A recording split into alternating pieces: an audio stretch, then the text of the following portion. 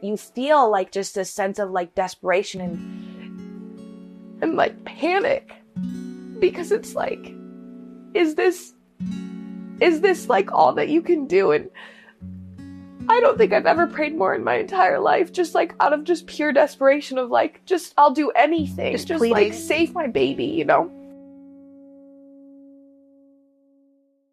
This is Family Portraits, a new podcast series by Sanford Health. So what is a family?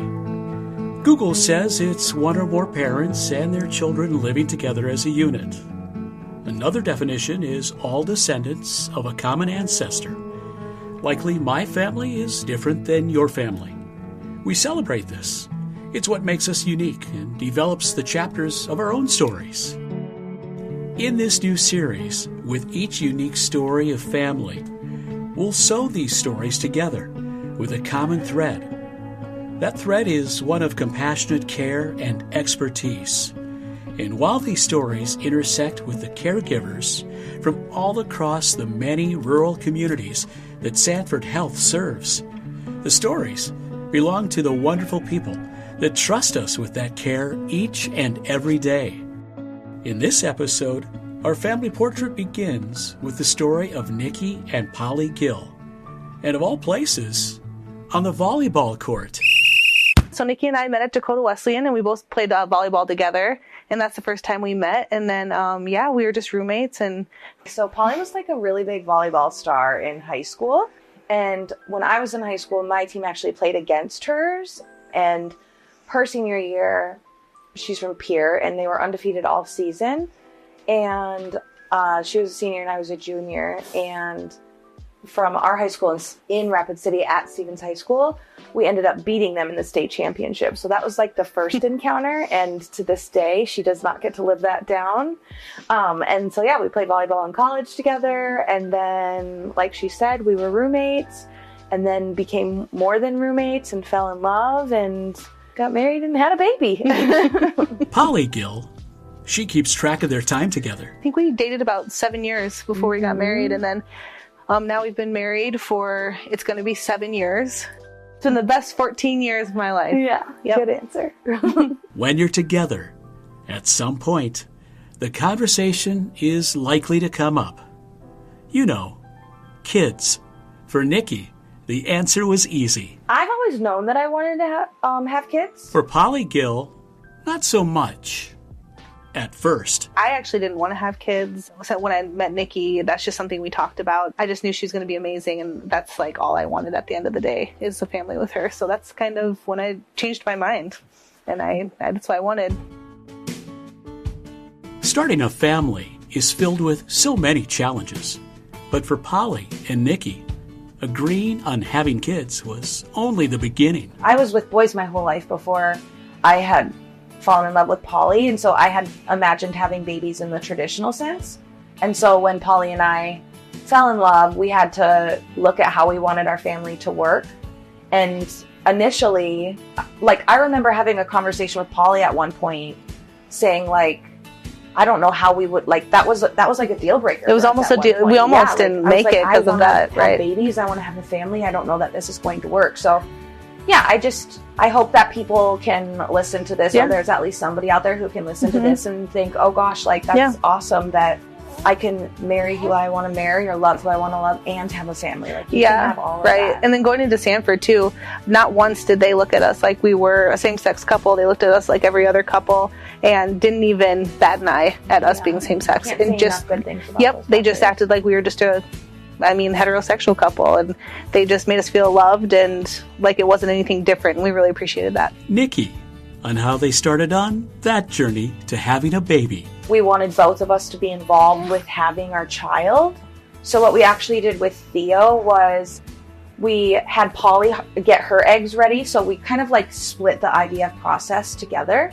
So Polly had her eggs retrieved for the IVF process, and then those eggs were created, like the embryos were created with her eggs and the sperm donor, and then those were put into me.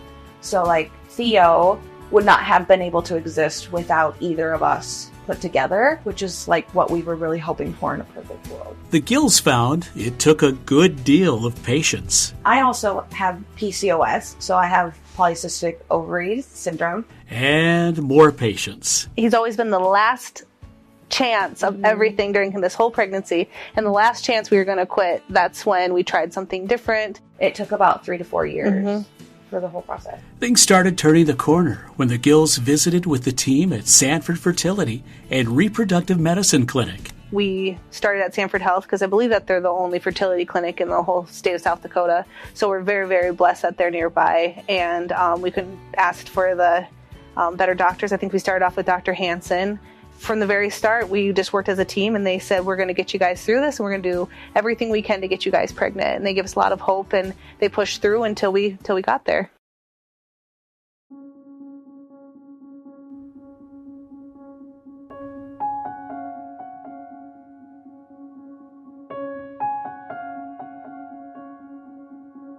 I was super excited, but how many times we had negative after negative after negative. It was like, there's no way we can be pregnant. Like, this is just not going to happen. And we just didn't want to celebrate yet, man. But when we found out, when those were 2 solid blue lines and the pregnancy said positive, we just bawled. And we just said, we've been working on this for 4 years, trying to have our family. And it was the best moment of my life.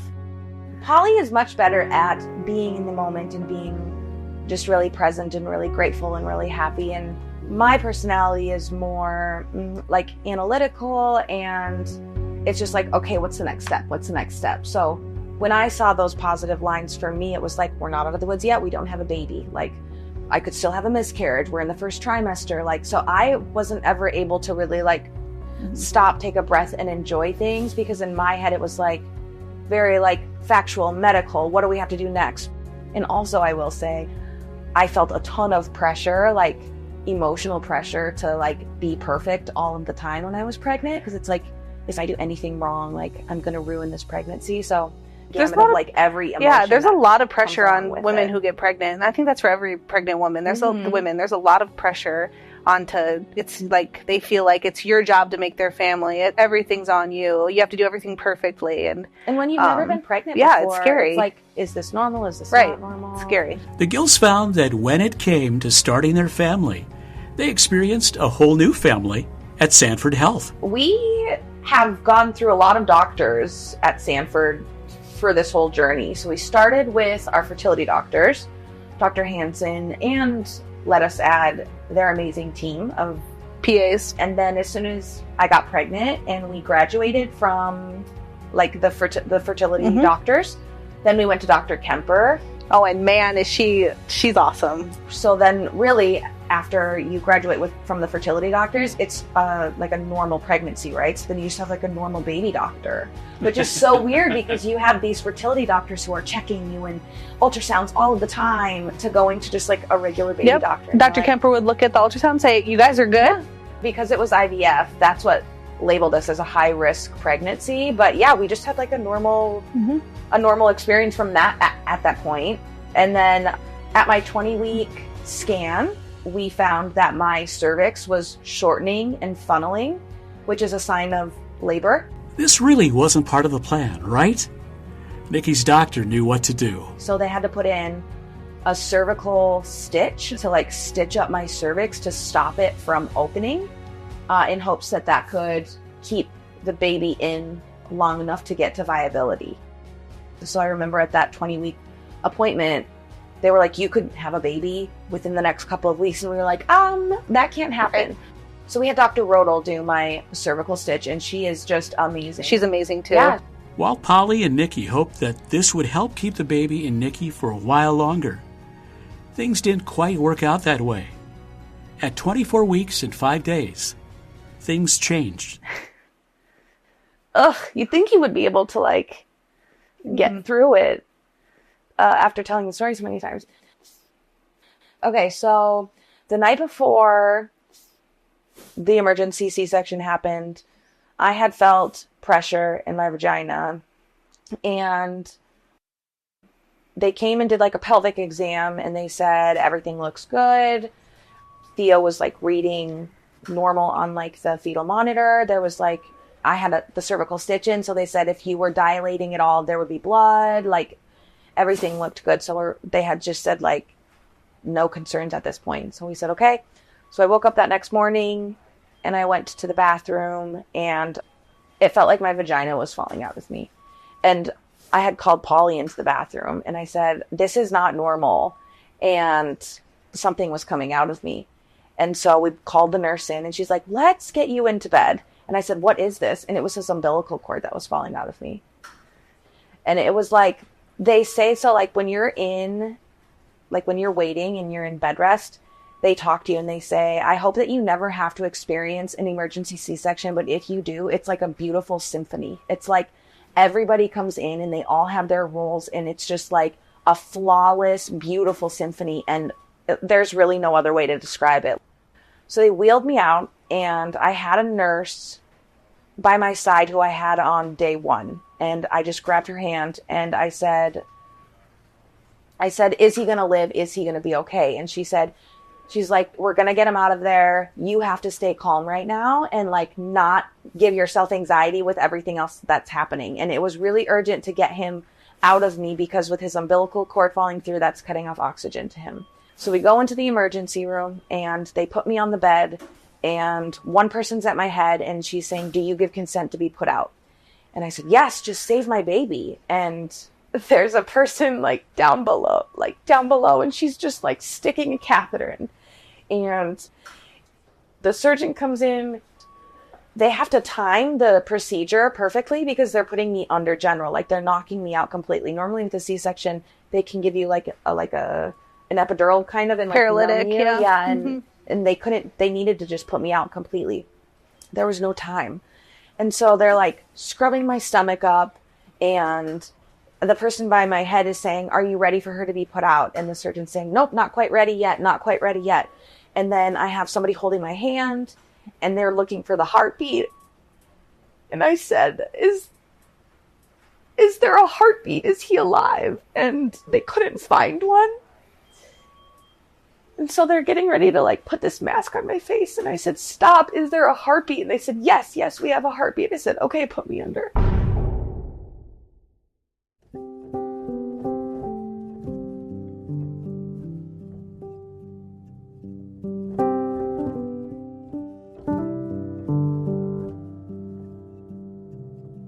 So when her cord fell out, all the doctors ran in and everybody left and I was by myself. And I like had a little moment with God where I dropped to my knees and I just said, I pray that, because she could have had an infection and if the umbilical cord wouldn't have come out, she could have died and so could have he. I had a rush of peace over my heart, and then from that moment I knew that everything's going to be okay. And then I went and saw him for the first time and it was the most beautiful thing I've ever seen.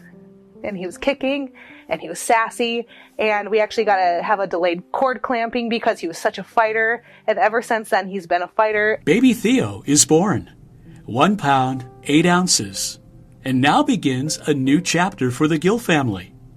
A 120-day stay at the neonatal intensive care unit at Sanford USD Medical Center in Sioux Falls, and new doctors to care for this growing family. From our fertility doctors to our OBGYN to our maternal fetal medicine doctor, Dr. Rodel. We then had Theo, and then we had a new team of doctors, all of our NICU doctors. They've got like a rotation, and so we had talked about how every week that doctor was exactly what we needed at that time. Mm-hmm.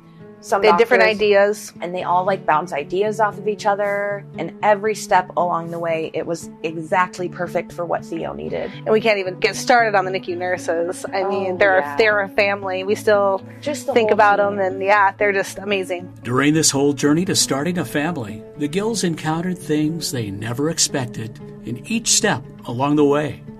4 months in the NICU took its toll. He was going to have to go to the NICU regardless. We knew that was going to happen. We just didn't know how sick he was going to be when he was in the NICU. His first week, they say that like the baby is going off of the hormones that I had provided for him when he was inside of me. And it's like a honeymoon stage. So the first week, he was great. And then after my hormones like kind of leave his body and it's up to his little body to be like, whoa, what, like I got to do this on my own. That's when reality sets in. The first week was a breeze compared to everything else. And then it got like more complicated. You feel like just this sense of like desperation and like panic, because it's like, is this like all that you can do? And I don't think I've ever prayed more in my entire life, just like out of just pure desperation of like, just I'll do anything, just like save my baby, you know? And they can't promise you that he's going to live, right? Like I kept asking the nurses, I would be like, he's gonna live, right? And they would say like, we've got really good doctors, and they would say like, we've got a really good team, and they would say like, he's just doing what preemie babies do, but nobody could ever tell me like, yes, he's going to live, because you can't promise that to families. And you just so desperately want somebody to just say, he's gonna make it, he's going to be okay. But you can't. So you just have to like hold on to your faith that everything is gonna make it. And just seeing your little guy hooked up to that many things is just the hardest thing to look at. So yeah. Those nurses deserve like all of the good in the world. They are not only medically taking care of your child, but then they're like counselors to you, and they become like your family. Yeah. Mm-hmm. And like they're like therapists. Yeah, I mean they wear so many hats throughout the day. They're just phenomenal. In the months that have passed for Polly and Nikki, some of the challenges they faced were the things that could have had the power to transform or the power to tear them apart. For the Gill family, Polly, Nikki, and baby Theo, it forged a strength like none other. So the hardest part about it in the NICU was the roller coaster that we had to go through. We made progress, 2 steps forward, and then you digress 5 steps back. And so you'd think he was doing good, we'd be okay, we'd be happy, we'd be like, yes, he's got this. And then we'd get bad news and his lungs weren't functioning the way we wanted to. He'd make a little more progress and then he'd fall back. So I think that was the biggest roller coaster of emotions, was really hard to maintain. And I mean, it gets to you. And we had a lot of times where Nikki and I broke down thinking he was going to die, so many times. And it is just an emotional roller coaster that I was not ready for. But at the end of the day, it's made us stronger and a stronger family. And they say the hardest part about being in there is the beginning and then right at the end. Because at the end, he looks like a baby. He's doing so good, but like you can't go home yet. And then he's like big enough where he just wants to be held. And he just, like when he's really little, he's just on a machine and he's sedated. When he's big enough, he's crying out, and you want to see him and you want to love him and you want to hold him. You can't take him home, and you're at work, right? Like you can't just be in the NICU 24/7. Where the Gill family has been, they know that others will be too. As a couple that has experienced a journey filled with challenges and opportunities, some words of encouragement. During our whole NICU stay, too, we had our neighbor who went through the exact same thing as us, and we had that person to talk to. And finding people who understand you was helpful, for me anyways. Our neighbor was kind of going through the same thing, and talking to that mom really helped. And so I think like finding your community is helpful.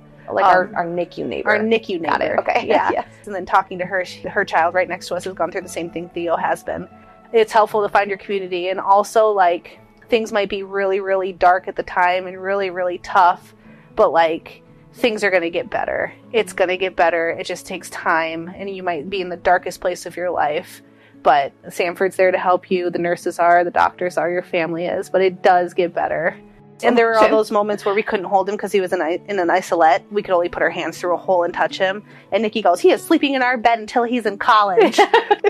I'm sure he'd love that. Theo is a growing boy, and the Gill family story is just beginning. He's just the best boy, and he's so happy, and he's laughing, and we finally get him to see he's actually acting like a baby, which we were waiting for so long, and we just love him so incredibly much. I would do all of that over 1,000,000 times if this was like the result of it. It's like so worth it. I agree. Yeah. Remember when we began this episode and Polly said they had been together for 14 years. So Nikki and I were still together when marriage wasn't even legal. Mm-hmm. And we were together when marriage was legalized for same-sex couples. So that's how long we've... Nationwide. Yeah. And so that's how long we've been together. And it's like we've been through all of that. And so knowing that we've worked through that together as a couple, and then now we can work as a family, as a same-sex couple to get pregnant. It's something that's very realistic, even for other couples of same sex. It's a very realistic opportunity for them, and it's possible. And for their part, Polly and Nikki are grateful for the medical team who helped them along the way as they begin this new chapter in their life together. They are the story. They are our beginning, our middle, and our end, and our family at the end of the day, even when we're home. So they are our complete story, and they saved his life, and they helped us have a baby in our family. They just didn't do it for their jobs. They truly loved us and loved Theo. It's been an awesome journey with Sanford. And we're forever grateful for all of the people who have helped us along the way. And of course, couldn't get through this without God too. So a lot of praying and a lot of good team is what made this happen possible. Well, we couldn't really finish this episode without Nikki and Polly telling us the best part of this whole experience. Theo, that's just it. He's just of our whole world. So in my happiness. I would say that too, yeah. I mean, just having him and looking into his eyes and just seeing him smiling at you. A close second, though, would be watching Polly be a mom. It's like the most beautiful thing ever, from somebody who didn't even want to have kids to now like seeing her love him is like amazing. And it's like she's just blossomed into this version of perfection that I've never seen before. So watching her be a mom is a very close second. You're making me cry. But